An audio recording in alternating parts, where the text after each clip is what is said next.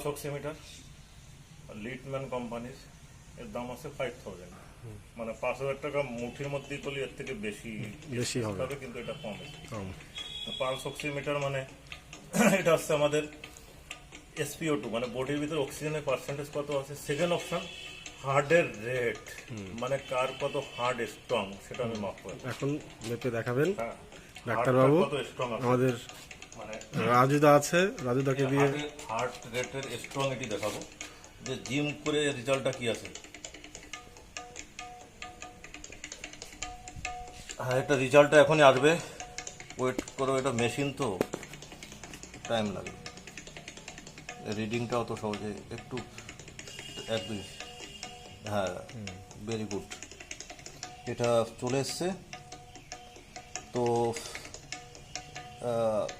এখন যেহেতু জিম করেছে, হার্ট রেট আছে